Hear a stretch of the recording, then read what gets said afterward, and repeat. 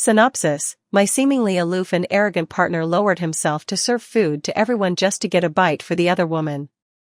I discovered my husband was cheating starting from a very small incident.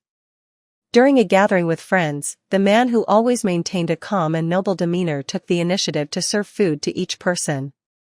That action was nothing special, but later I accidentally overheard him standing in the study, softly reading a line from the movie Roman Holiday.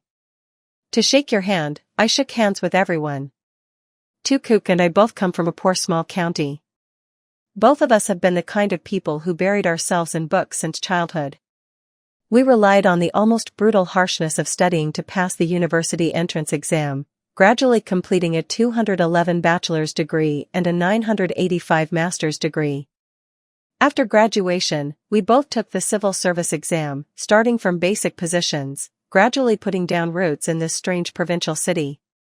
With no support, no connections, we climbed up solely based on diligence and perseverance. Until today, both of us have become department leaders, with status, a house, a car, and salaries enough to pay off debts and live comfortably. It can be said that we have taken the most traditional yet arduous path of the common class to complete our transformation according to the social model. This year, we have two joyful events. First, at the beginning of this year, Tukuk was transferred to a state-owned enterprise to hold a leadership position, with benefits and salary increased several times. Second, after 6 years of marriage, I finally became pregnant. Tukuk's family has a long history of being single-line, and with a history of weak sperm, after 30, the chances of reproduction are almost zero. Due to the issue of having children, we have been seeking treatment for several years, facing challenges no less than when we started our careers. Yet at the beginning of this spring, at the age of 30, I finally received good news. As soon as I held the result in my hand, the man who rarely showed emotions hugged me tightly and cried like a child. Today is our regular gathering with close friends. Not long after sitting down, everyone surrounded Tukuk, praising him for being young and talented with the deputy department position within reach. He just smiled faintly, his familiar humble demeanor. At work, he is known as a serious and clean person, with a subtle air of arrogance. Tanvu and his wife are here today too, someone said, and the atmosphere suddenly became a bit subdued. Tanvu is from the same hometown as Tukuk, and 2 years ago he became successful in business but then fell into gambling, not only losing everything but also becoming a disreputable person. Every time we gather, he gets drunk and causes a ruckus, cursing life and people. Last time he even fought with an old friend, leaving the person hospitalized for half a month. I called him here. Tukuk put down his teacup, his tone calm. After all, they had been friends for many years, and he couldn't just turn his back on someone down on their luck. Upon hearing this, everyone felt it was inappropriate to say more, only managing awkward smiles. I frowned slightly, not because of anything else but because I was pregnant, while Tanvu was heavily addicted to cigarettes, smoking pack after pack without stopping. Every time I offered advice, he would put on a mocking expression, looking down at me. I intended to speak to Tukuk but noticed his gaze directed towards the door as if waiting for someone. The door was pushed open forcefully, and I was startled. Tanvu walked in, cursing loudly about parking and costing him $20. Why not just go rob someone? He turned around and continued to curse, saying, "Women from every family help their men, only you are turning your elbows outwards." Behind him, a woman followed with her head down, her face marked with fingerprints. She was Tamnian, with a gentle face and a kind demeanor, but unfortunately, her fate was not good, marrying such a rough man. "What are you yelling about? Be more mindful."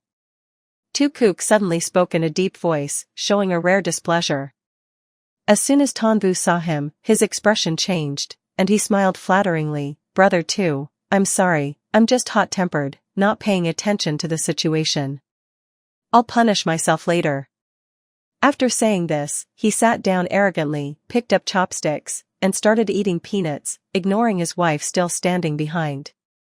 Tamnian stood at the door, looking awkward. She gently tucked a loose strand of hair behind her ear, clearly wanting to cover the marks on her face.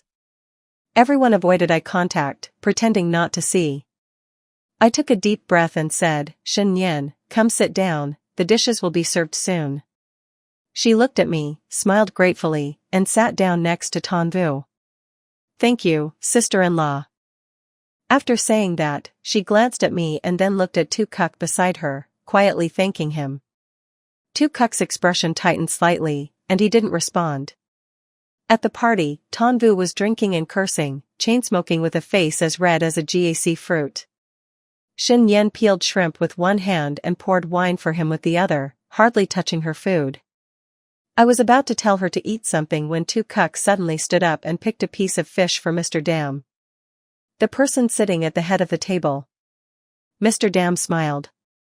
Today I'm the host, I should be the one serving you. It's all the same anyway, Tukuk said blandly.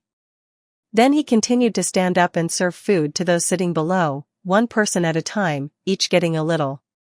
He took care of the whole table meticulously, everyone was both surprised and unaccustomed. What's wrong with you today, Kuk? Is the sun rising in the west? That's right, this feels unfamiliar to me. It must be because sister-in-law is pregnant. He must be very happy inside, right? That's right, then it makes sense. I was also a bit surprised, but hearing everyone say that, it felt reasonable. Tukuk was originally not talkative and not good at expressing himself. The fact that I'm pregnant with him and that it's a big event for his whole family. His parents in the countryside were even more excited when they heard the news than when he passed the civil servant exam. I was about to tease him with a few words when I caught his gaze slightly lifting, stopping at the front right. Following that line of sight, I saw Shen Yan bowing her head, sipping soup spoon by spoon. Among the falling strands of hair, Han's eyes were slightly red. That bowl of chicken soup was just what Tukuk ladled for her. I work in human resources at the unit. When it comes to observing people, I am more experienced and insightful than others. For example, I can tell right away just by looking. Tukuk's unusual behavior today was primarily focused on ladling that bowl of soup for Shen Yan. Why did Tukuk suddenly care about Shen Yan like that? I couldn't help but recall the events from 2 months ago. Tanvu's father passed away, and Tukuk took the opportunity to visit and pay respects under the pretense of being a fellow townsman. He went for 5 days, returning with Tanvu and his wife. Could something have happened during that time? My sensitive profession has made me develop a habit of not easily drawing conclusions. Anyway, to speak objectively, Tukuk has always been very good to me. We met by the artificial lake at university. He was the earliest person to come every morning to read. I was the second person. We are extremely similar, both coming from small towns with poor backgrounds. The bright mirror shining at the door has been supported by 3 generations of the family. For all these years, the pressure and honor have been concentrated on me, running a race without daring to be even a bit lazy. I seem to have finally found a companion. It seems that while walking alone at the bottom of the sea without seeing the sunlight, I discovered that I am not the only one. I think my feelings about his meaning are the same as those at the dining table during the day. I didn't say a word. In the evening, he held me, with an uncontrollable desire. Is Shawnee not here yet? It's still not 3 months, wait a little longer. He took a few heavy breaths, got up from the bed, and helplessly said, I'm going to take a cold shower. When he woke me up while I was in a daze, he frowned. Tanvu is drunk again, breaking things all over the house. Are you going to see the stars? Who called you? I asked his wife. On the phone, both she and the girl were crying and seemed very serious. I checked my phone after 11 o'clock, it's too late, don't go anymore. If there really is a problem, she can completely report it to the police. Moreover, this is someone else's family matter, you are not close to them. Quan knew. Tukuk suddenly shouted at me in a rough voice. I was stunned by his shout, his face full of impatience, and a strange mocking look in his eyes. When did you become so selfish? Now that you are living well, can you just watch your kind suffer? You know your personality well, if there were no other way, she would seek your help. Quan knew, don't you feel ashamed to say such cold words to your friends? I looked at him in shock, as if I didn't know him. I haven't argued with anyone for a long time, whether it's colleagues, family, or Tukuk. I realized long ago that arguing doesn't solve problems, it only turns words into emotional clashes while gradually losing reason. Even arguing is a tactic, not the goal. Getting angry harms oneself, it only harms your own body. At this moment, I closed my eyes and calmly asked him, my current life is the result of my hard work step by step, why should I feel ashamed because of someone else's misfortune? Tukuk stood in front of the bed, coldly glancing at me. You must go today. I don't know when Tukuk came back that night. When I went out to work, his shoes were scattered at the door. The small bedroom door was tightly closed. That day I had a very important organizational evaluation meeting. I couldn't let him affect any emotions. This small dispute will be over by the evening. When I got off work, there was already hot rice and soup on the table, a plate of cut fruits, and a birthday cake.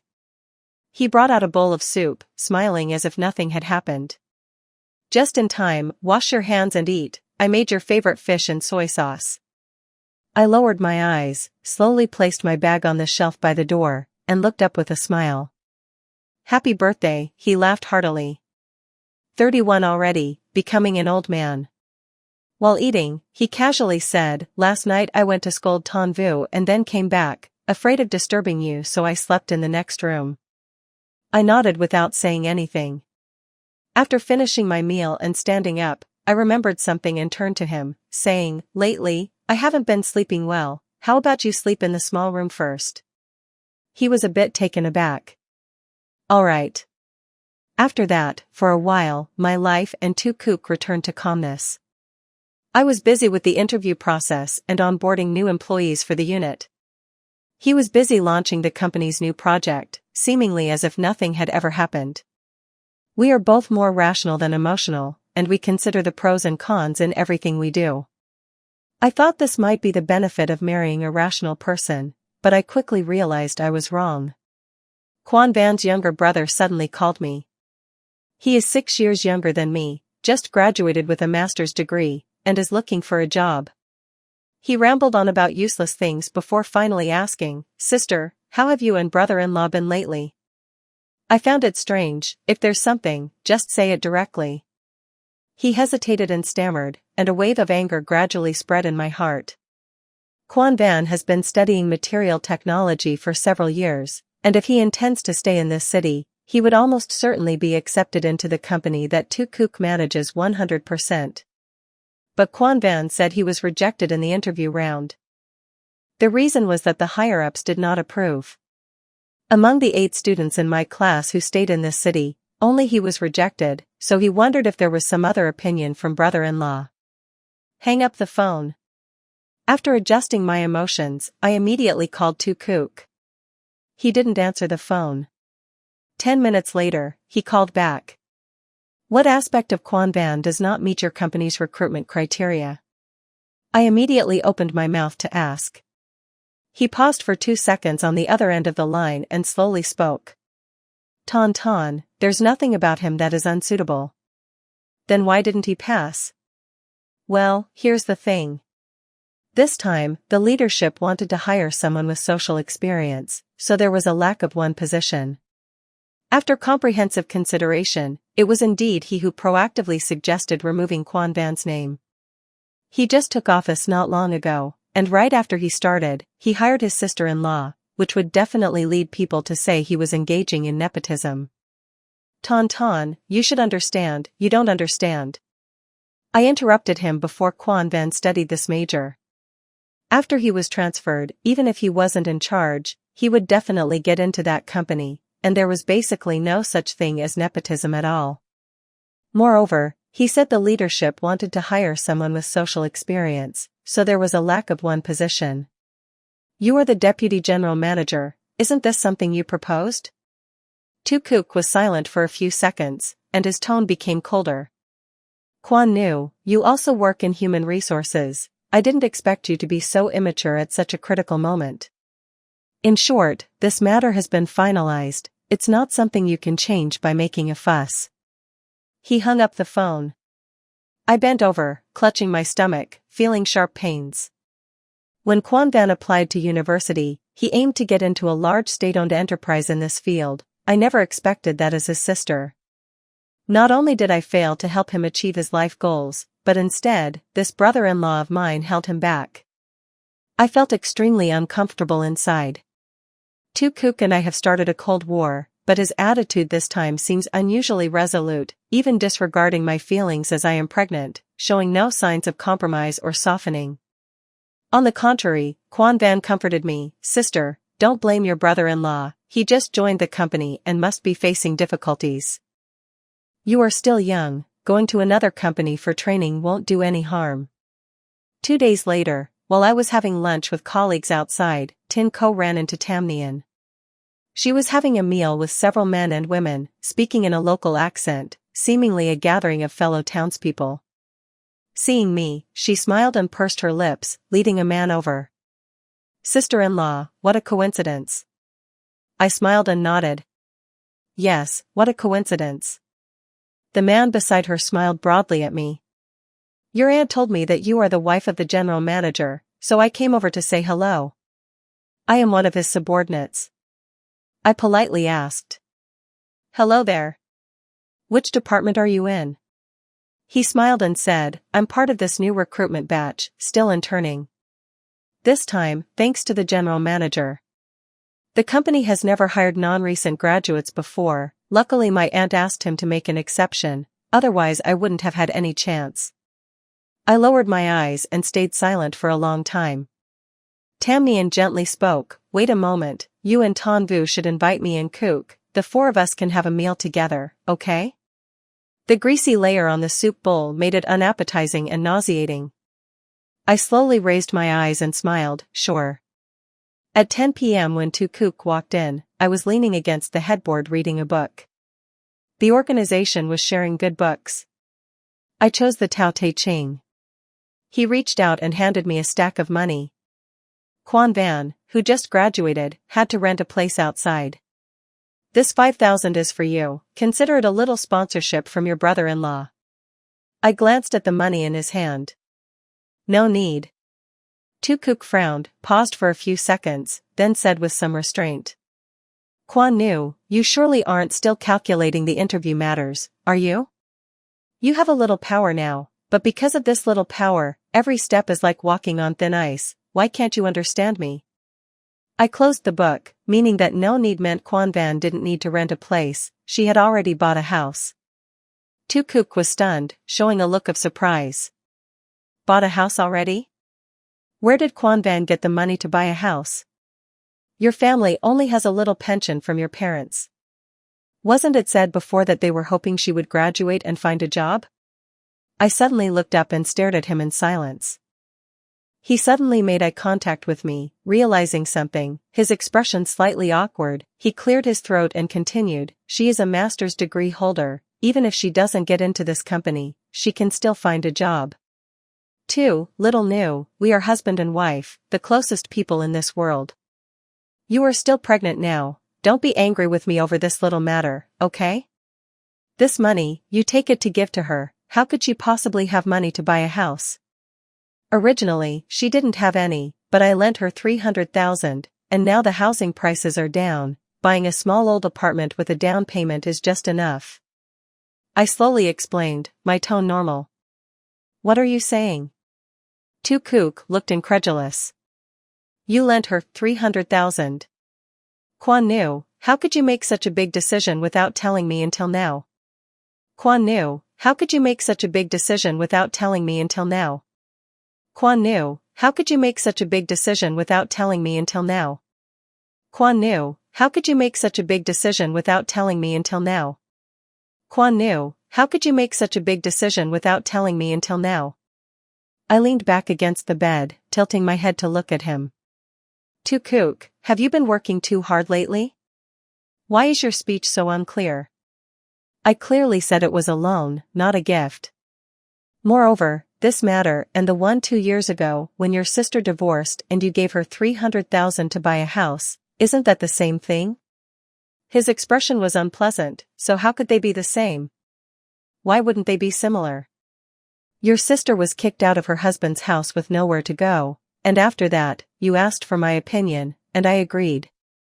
He just graduated and is still young, buying a house isn't an urgent matter. I nodded slowly. Yes, originally, with a smooth career path, he could stay in the company dormitory, so there was no rush to buy a house, but now he has been removed from the list and has no place to stay, so he must hasten the home buying plan. As for making decisions on my own, aren't I asking for your opinion right now? Tukuk stood there in shock, mouth agape, wanting to say something but unable to get the words out for a long time. Tukuk, can you empathize with your sister? Can't you empathize with your younger brother? Or do you feel that in this house, I have no right to do this? 3 years of dating, 6 years of marriage. I understand him very well. His innate personality makes him reveal his true emotions when faced with unexpected situations. His acquired personality allows him to quickly calm down and make rational judgments in a short time. The money has been given, and the matter has been settled. And clearly, there is a reason for this, a reason that he caused, which I exaggerated. Very fair. The bedroom fell into silence for a moment. Tukuk stood in front of the bed, his expression changing several times, then returning to normal, even containing a tolerant smile. Of course, Tu knew, in this house, you naturally have the right to be in charge. The career path is yours, not an outsider's. Lending him money for such an important matter is the right thing to do. The corners of my mouth curled up as I softly said, "All right, I'm a bit tired and want to sleep, you should rest early too." He silently walked out, then turned back at the door, pondered for a moment, and said, "About this, I want to tell you a bit. Ton Vu and his wife want to invite us to dinner. If you don't want to go, I can go alone." "I'll go." Ton Vu's invitation was a family gathering. When Tukuk and I arrived, he was turned away on the balcony, quietly on the phone demanding payment. His 9-year-old son, Tu Bao, opened the door, saw us, didn't greet us, hugged the phone, and coldly walked into the room.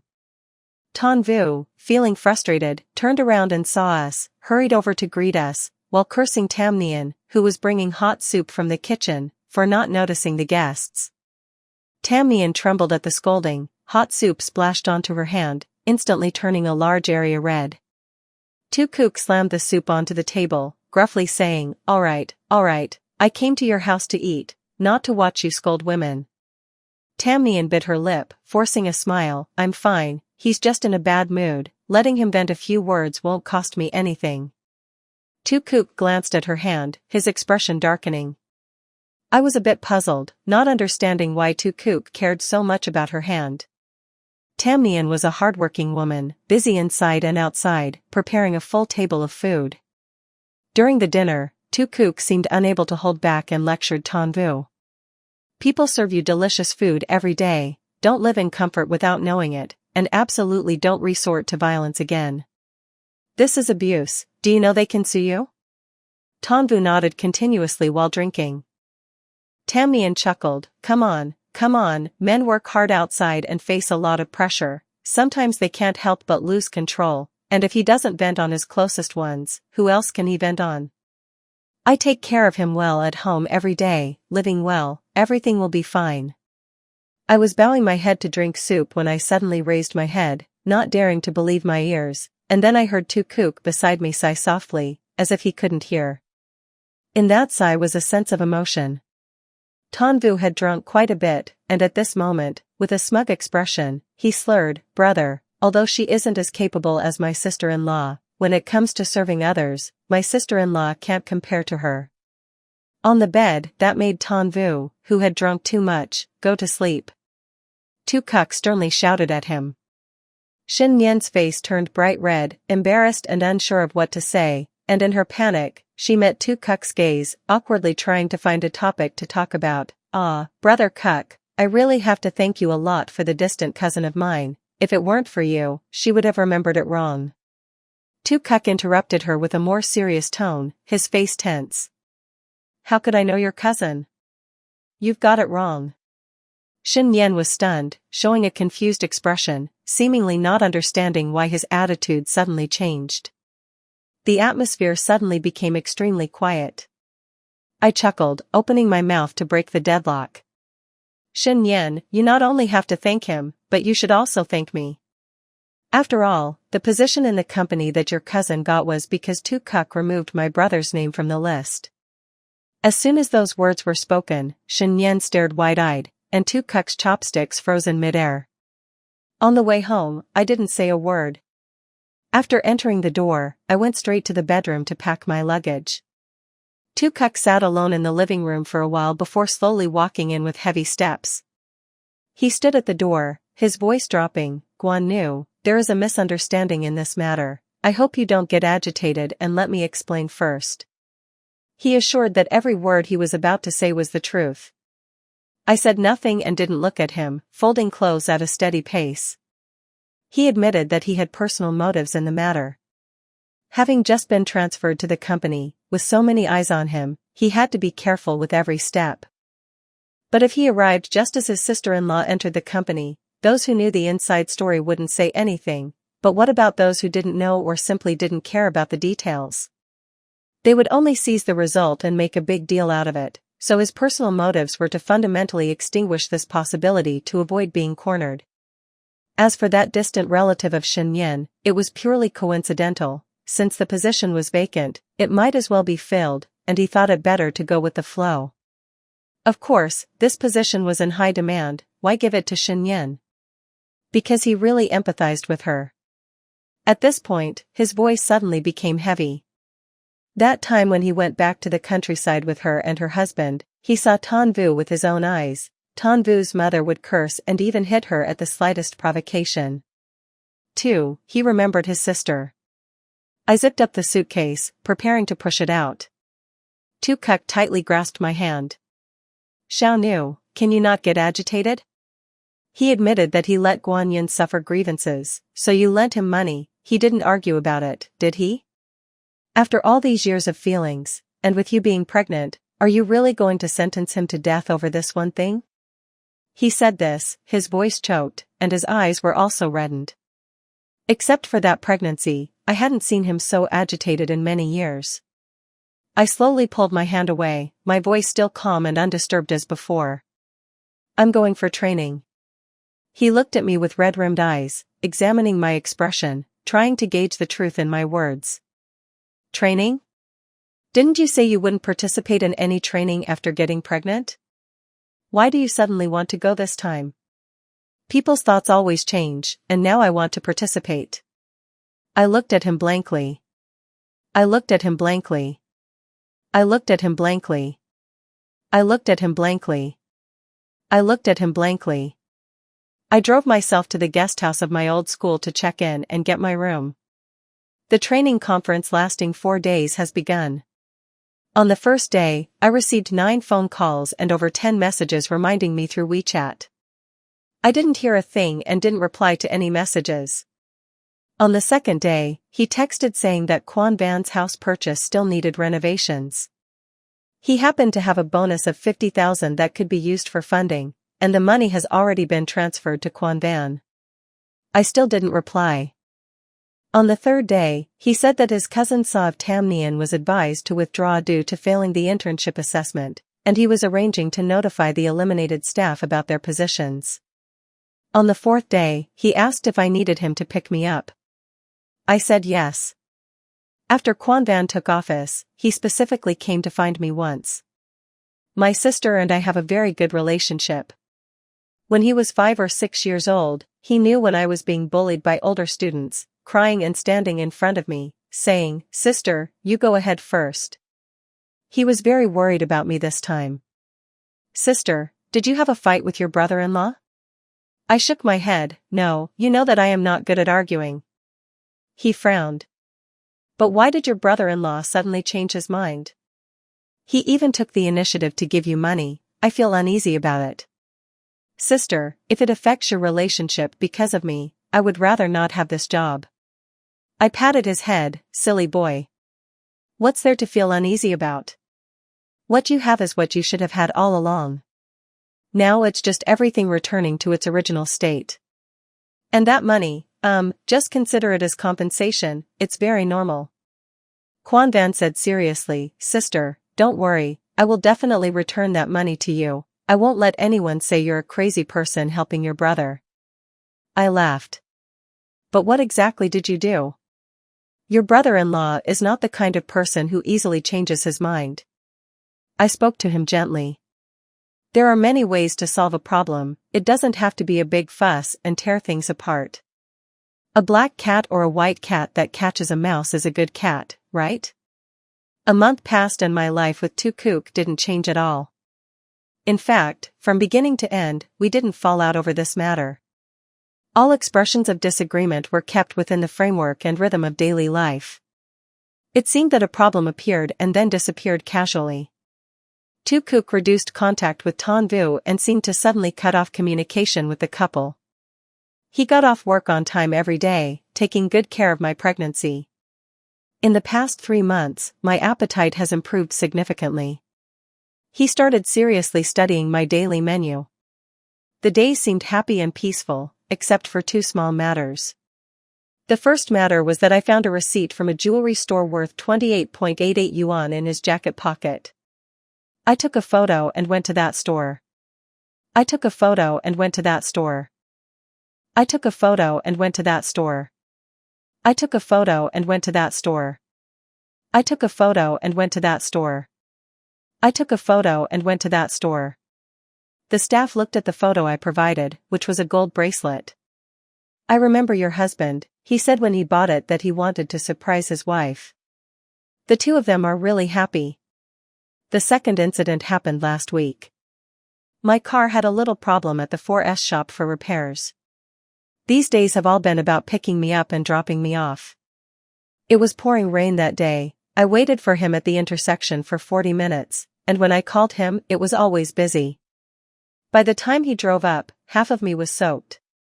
I received a call from my superior just before leaving, so I was late. "Why didn't you think to call a car?" "I couldn't call a car because of the heavy rain." I sneezed.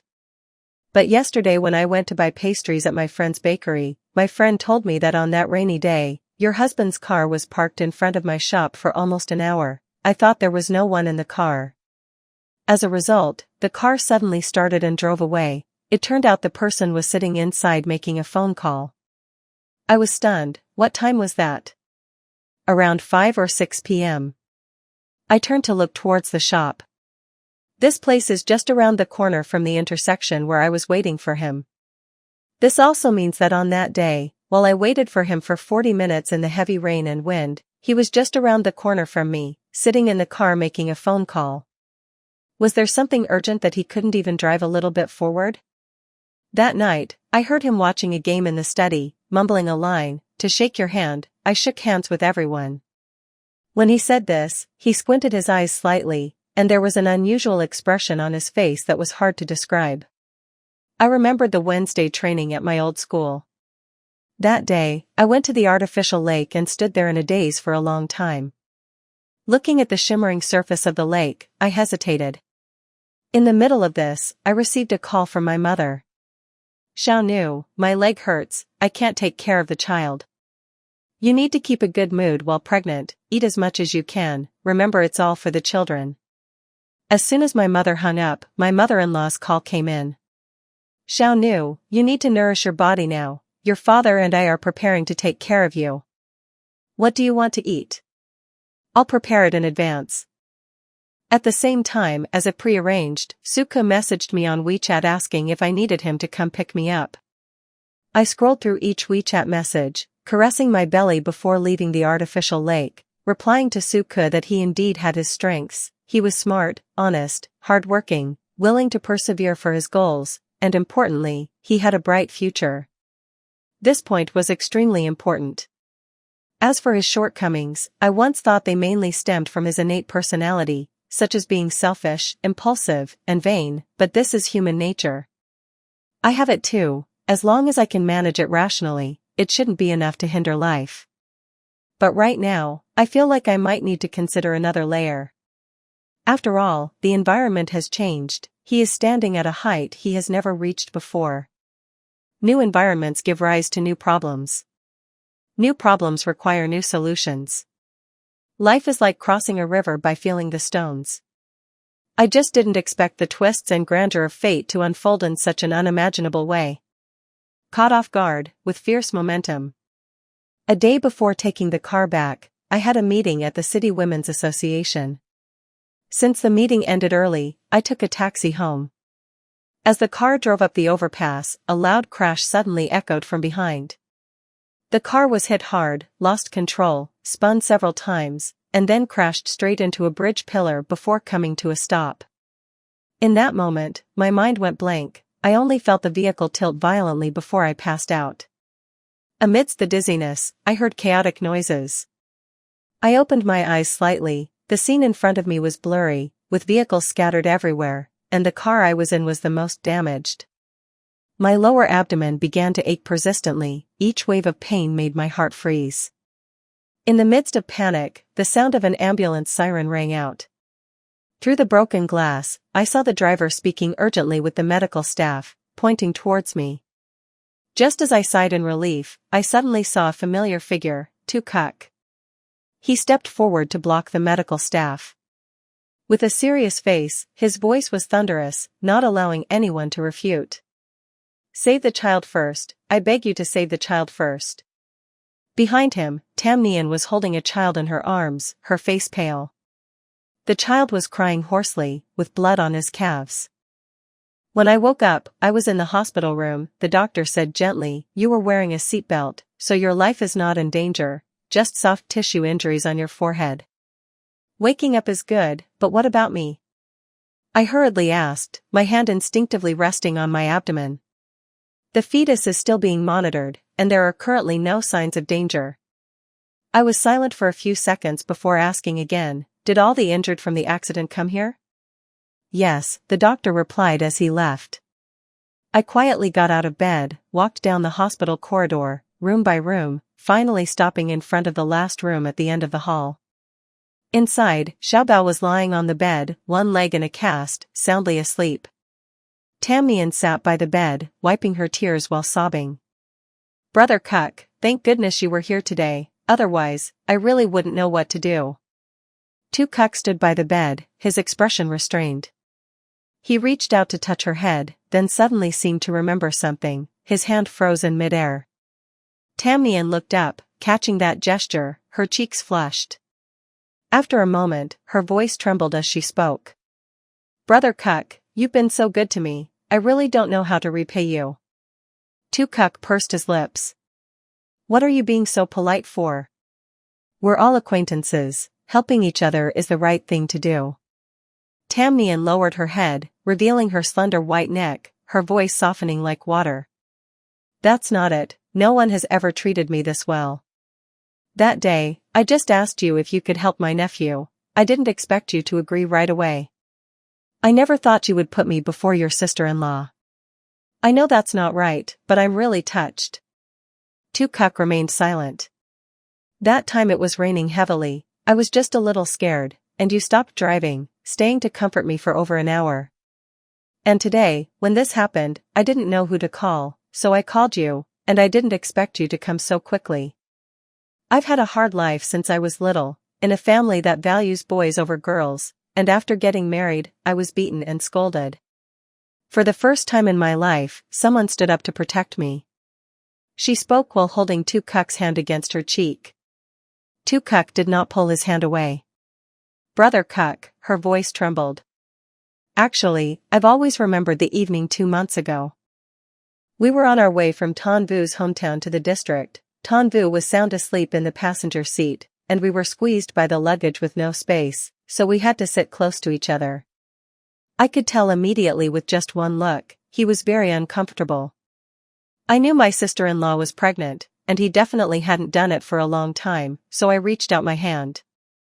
I remember from the moment I spoke, my voice was deep and hoarse. It was very dark that night, my hand was very white, I had never seen a hand so white."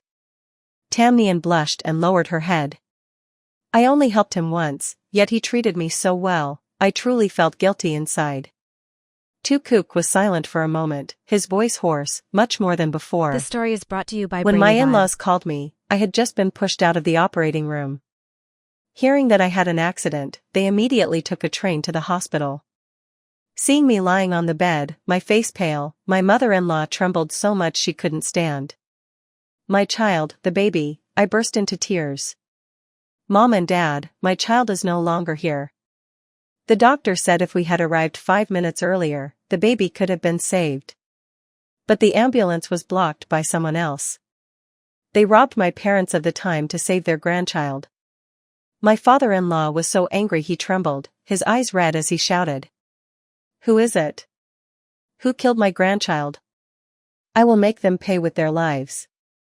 I cried until I fainted. The subsequent events were all recounted by the nurse. My in-laws asked for the whole story and rushed to Tamnian's hospital room. At that time, Tukuk was not there, he had gone out to buy food for her and the baby. When he returned, the scene he saw was his parents pinning Tamnian to the ground, hitting her continuously without stopping. She was beaten to the point of not being able to scream, her face swollen, only making pitiful sobbing sounds. My mother-in-law looked up and saw her son shouting in despair. My child, this woman robbed the ambulance from my wife. My child could not be saved anymore. Roy from Cook stood frozen, the bowl in his hand fell to the ground, hot dumplings splattered everywhere on the floor. While I lay unconscious on the hospital bed, my in-laws learned that the man who blocked the ambulance was their own son. He aggressively slapped Tukuk several times and then looked up at the sky with a sigh. It's all fate. In their immense sorrow, they discussed and made a decision. Absolutely do not let me know about this. If I find out, I will definitely hate him to death. So when I woke up and saw Tukuk looking disheveled and saying he didn't protect the child well, he could only kneel down in pain and shame, silently shedding 2 streams of hot tears. I requested to stay in the hospital alone, not wanting to see anyone for a few days before going home to recuperate. My in-laws came with full expectations and left with extreme heartache. When they left, they looked at me with deep sympathy. If the Tu family has decided to cut off their lineage, no one can do anything, it's just a pity for the child. For the next month, Tukuk took care of me very attentively. Originally busy with work, he devoted all his time outside of work to me, even more dedicated than during the postpartum period. Most of the time, I lay in bed eating the meals he cooked or reading the Tao Te Ching. I gradually recovered while he became increasingly thin. The unit leader and a representative of the Women's Association both came to visit me. I went to school outside, and having an accident during work hours is considered a work-related accident. The head of the unit is a female leader who deeply empathizes with my situation. She stood by my bed and said comforting words, Kwan Nu, you don't need to worry about work, and you shouldn't feel any burden. The unit has seen your work attitude and dedication. This year's outstanding voting, your votes are the highest. I showed a touched expression, thanking the leader and my colleagues. I will definitely not let you down in the future, I will take care of my health, and there will definitely be many opportunities for me to contribute. After the group of female leaders left, I leaned against the bed and closed my eyes in contemplation. When Tukuk entered, he gently asked me, Nu, what soup do you want to drink today? I opened my eyes, thought for a moment, and said, lotus root soup with ribs. Okay, I'll go to the market to buy the ingredients, I'm listening here. Watching Tukuk's figure disappear outside the door, I picked up the Tao Te Ching beside the bed and murmured each word in the notes, wanting to retract something, but I had to expand it. By promoting the reverse direction of internal contradictions, turning unfavorable circumstances into a springboard to transform them into advantages, turning weaknesses into strengths, and converting unfavorable conditions into beneficial ones. When my health was about to fully recover, Tanvu brought Tamnian to visit me. I was warm and approachable towards Tamnian. She avoided my gaze when she saw me. While talking, my eyes glanced over and fell on her wrist. Tamnian, your gold bracelet is really beautiful, it must be expensive, right? Tanvu snorted. Where did she get the money to buy real gold? She probably bought fake stuff from a street vendor for not much money. Tamnian showed a hint of panic, repeatedly saying, that's right, it only cost a few dozen yuan, I saw it was shiny, so I bought it to wear for fun. I remembered something and smiled, taking out my phone to look for a photo. Look, this bracelet is something two cucks secretly bought to surprise me. If I hadn't found the receipt in his jacket pocket, I wouldn't have known. Tanvu's eyes lit up. Oh wow, is this real? How much did it cost? The receipt says 288,000. I said with a smile, but you both have to keep it a secret for me, he hasn't given it to me yet. At this point, I suddenly paused. Why does this style look a bit like the one on Tamnian's wrist? Tanvu leaned in closer, squinting. It really looks exactly the same. Tamnian forced a smile. It must be a knockoff that looks similar. These days, fake stuff is made to look like the real thing. I chuckled. That's true. How could a street vendor sell real stuff? Tanvu looked at the photo on my phone, then turned to look at Tamnian's wrist, her brows slightly furrowing. I opened my mouth again to tell a gossip story. Tamnian, it's rare for you to come and talk to me. I've been bored to death at home lately. By the way, do you remember the couple across from my house? They've sold their house now. Tamnian asked reluctantly. Why? I shook my head and sighed. The landlord across the street had an affair with someone else's wife, and when her husband caught them in the act, to settle the matter, he had to compensate them a large sum of money, so they had to sell the house. Tanvu sat beside me, not saying anything for a long time. After I started working, two cucks' condition deteriorated more and more. The child was no longer a huge blow to him. He forced a smile in front of me like many times before, staring blankly at one spot, as if he had lost his spirit. Tanvu suddenly started frequently inviting him to drink. At first, he refused, fearing that I would mind. I heartbrokenly told him, it's okay, you can go, everyone is having a hard time these days, having friends to talk to and relax a bit is good. He looked at me, his eyes showing a touched expression. Tu knew, now that medicine has developed like this, once you take good care of your health, there will definitely be opportunities to have children in the future. I nodded, that's right, I will definitely have children again. He might be lying to me, but I would never lie to him. Anyway, the doctor told me that this time my body is recovering very well, and it will not affect future conception at all. The female leader kept her promise. After returning to work, she began to value me more. Quan Nu said, in the workplace, women indeed suffer many disadvantages compared to men, but as long as we put in effort and truly work hard, we will definitely not do worse than them. The more seriously I immersed myself in work, the more I seized the career opportunities that belonged to me. One night, I was preparing to go to sleep when suddenly I felt awkward and opened my mouth. Tanvu got drunk and hit someone again, and this time both spouses called him. Xiao Nu, if you need me by your side, then I won't go. You go ahead. I said seriously to him. Hurry up and go, it won't be good if something happens. That midnight, I was half asleep when I was awakened by noises outside. Getting out of bed and going outside, I was shocked to see Tanvu sitting arrogantly in the living room. Sister-in-law, you just keep sleeping, I'll go with Brother Cuck to get some things, and we'll be right back. Tanvu crossed his legs, looking completely disheveled. I suspiciously walked into the study and bumped into Tu Cuck coming out. He was dressed sloppily, with messy hair, and there were clear signs of slaps on his face. Tu Cuck, what happened? He looked panicked, the money in his hand scattered all over the ground. It's okay, I accidentally crashed into someone's stall while driving carelessly. I took some money to have Tanvu compensate them, don't worry. When Tanvu took the money, he glanced at Tu Cuck, shook the phone in his hand, and ambiguously said, Brother, I'm taking this amount first, if it's not enough, can I say something? Tu Cuck's jaw twitched, hurry up and go. They all said it was fine, so I went back to sleep. I slept until dawn. Half a year later, while I was reporting work to the leaders, I suddenly received a call from the police. The call only said to come to the police station, but didn't specify what it was about. The leader called the union members to accompany me to the police station, and the police told me, my husband Tu Cuck got into a fight with someone, and one person had their ear cut off. I was momentarily confused. Who cut whose? Tu Kuk cut Ton Vu's. The police repeated it once more and told me the whole story. It turned out that on the night Ton Vu violently abused Shen Yin 6 months ago, Tu Kuk went to the Qin family to intervene, and the two of them got drunk afterward. Ton Vu woke up in the middle of the night, realizing he was lying in the living room, while in the bedroom, he heard his wife's ambiguous cries. He went in and discovered Tu Kuk was on top of Shen Yin, and immediately his anger flared up.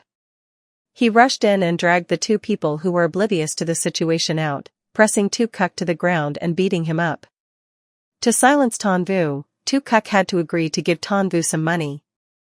That midnight, I caught the two of them for this reason. But Ton Vu was heavily in debt, and one amount of money couldn't make him go away. In the next 6 months, Ton Vu used videos recorded on his phone to blackmail Tu Kuk, repeatedly demanding over 1.8 million. I exclaimed in shock, "No way, where did he get 1.8 million? He borrowed it online." Tu Kuk confessed that he borrowed over 1 million from various platforms. This time, Ton Vu again lionized him, demanding 500,000. In a fit of rage, he took a knife from Ton Vu's kitchen and rushed up. I sat there in a daze, not recovering for a long time. The union member sympathetically patted my shoulder. "Department head Quan, you must hold on." Ton Vu was sentenced to 10 years for committing a large amount of extortion. Tu Kuk was dismissed from his position for serious violations of law and discipline, and also committed intentional injury. He was sentenced to 1 year, and I divorced Tu Kuk while he was in jail.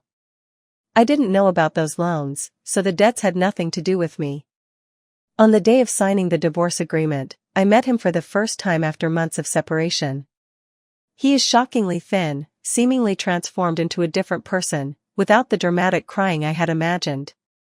He sat there coldly, his expression vacant and dazed. When he saw me, his body trembled, his head bowed deeply, so low that it created a bizarre posture. Throughout the process, he trembled slightly. I remained calm and indifferent. Just as we were about to part ways, he suddenly called me back. I turned to look at him. His eyes revealed a hint of confusion.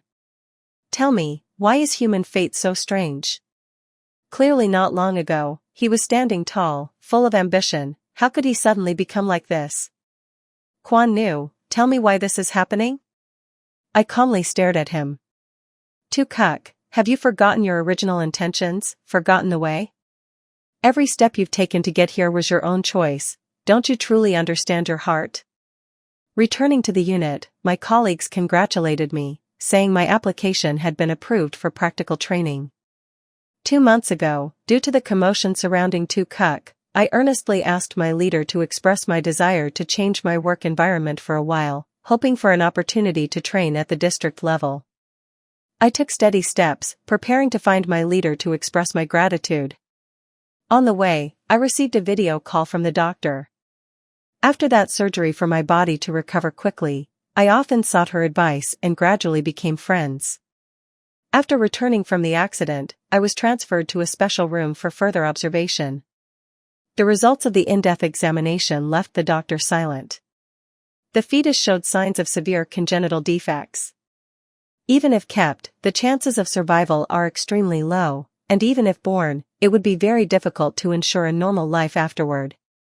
The doctor advised me to consider carefully. The sooner the decision is made, the smaller the future harm will be. I lay on the hospital bed, staring at the stark white ceiling, not saying anything for a long time. Some things were never meant to be kept from the start. The next day, I signed the surgery papers, neither crying nor screaming, just a cold feeling that couldn't be filled. Not long after, I was discharged from the hospital. One day, while I was in the office, I received a video call from an old acquaintance in the industry. She looked at me through the screen, her gaze complex. "Quan Nu, I still feel scared thinking back to how you looked when signing the surgery papers. Just recovering from an accident and already deciding to undergo another surgery. Where did you find such great courage?" I smiled faintly, my voice calm. "I have great respect for my current leader. She once told me something I always remember. Women are inherently weak, but once they dare to bet everything, nothing can subdue them.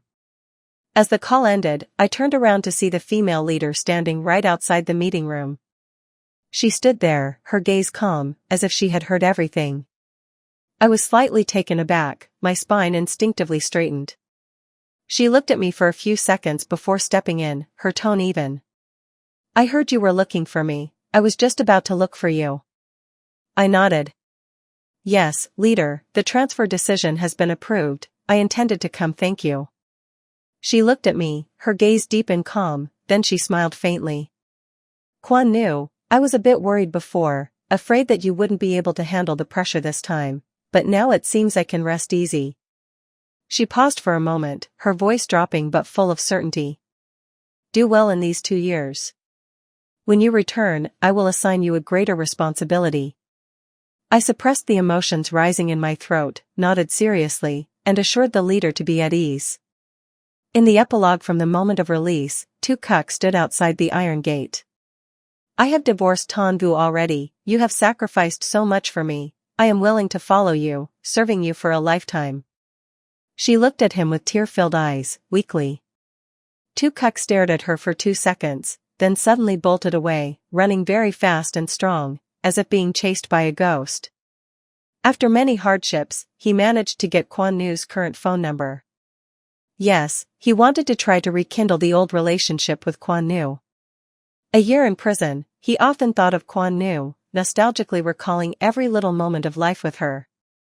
In this world, only she can understand him, only she can support him. 10 years ago, he had nothing. Quan Nu was willing to step into his life. Now, although he is down on his luck, he has the ability to work, has life experience, and believes that life will definitely give him another chance to start over. He called her phone number, and there was some noise on the other end, as if a staff competition was being held. Team Green number 3 was eliminated, Team Red number 8 was eliminated. Tu Kuk calmly called her name. "Quan Nu, I am Tu Kuk, I am out now." Quan Nu's surprised voice came through. "Why are you still calling me?" Tu Kuk took a deep breath, each word solemnly declared, "Quan Nu, I want to pursue you again." There was silence on the phone for 2 seconds, then she laughed softly. This was the reaction he had anticipated. He spoke neither fast nor slow, continuing, "I know you still haven't forgiven me. That's okay, I will take my time. Life is long, and I will start over. Quan Nu, for a year in prison, I always remembered that child of ours. I will compensate for the blows and hurts you have suffered." The loudspeaker echoed in the hall. "Next, we invite the department head to come up to announce the results of this selection round." Amidst the enthusiastic applause, Quan Nu's voice rang out on the phone, calmly and neatly saying a sentence. "Tu Kuk, that child was one I actively chose not to keep." The other end of the line shook noticeably. "What did you say?" The sound of high heels echoed rhythmically, as if she was walking and saying, "I heard the conversation between you and Tam Nien in the hospital, then I decided not to keep it anymore." Her voice was neither high nor low, but each word fell heavily. "When you chose to save someone else's child, you abandoned your own, so don't come looking for me anymore, and don't appear in my life again." The other end was silent. "Oh right," she continued, her tone calm and indifferent. "Tu Kuk, you have been eliminated a long time ago." The call ended. In the cramped rental room, the yellow light cast down on Tu Kuk's face. He sat motionless, like a statue frozen in place. For a long, long time, he still did not move. 2 years later, Tu Kuk lived in hardship, failing at everything, and finally had to deliver food to make a living. One day, while delivering in an old residential area, he knocked on the door of a familiar apartment. The door opened, and the person standing in front of him was Tam Nien. She has lost a lot of weight, her face is pale, her eyes are swollen and red, and there are visible bruises on her body that haven't faded. Inside the room, a man is shouting loudly. The sound of things being smashed continues without stopping. A familiar scene, familiar people. From Kuk almost immediately bowed his head to pull his mask to cover half of his face and turned to run away in panic. 2 years passed, he no longer thought about restarting his career, feeling that delivering food was quite good. After all, it's just loneliness by oneself, without children. Earning a lot of money wouldn't matter since there's no one to leave it to. Only sometimes while riding his bike in the night wind, he remembers the image of years past. A teenager sitting by the artificial lake with a book in his arms, his eyes clear and full of desire, poverty, and desperation, but everything can be hoped for. There are dreams, a future, and even a beautiful girl who once believed in him to the core. That seems to be him, yet it also seems not to be him. Thank you for taking the time to listen to today's story. I truly appreciate your comments, suggestions, and feelings. Don't forget to like, share, and subscribe to support the channel. See you again in the next stories.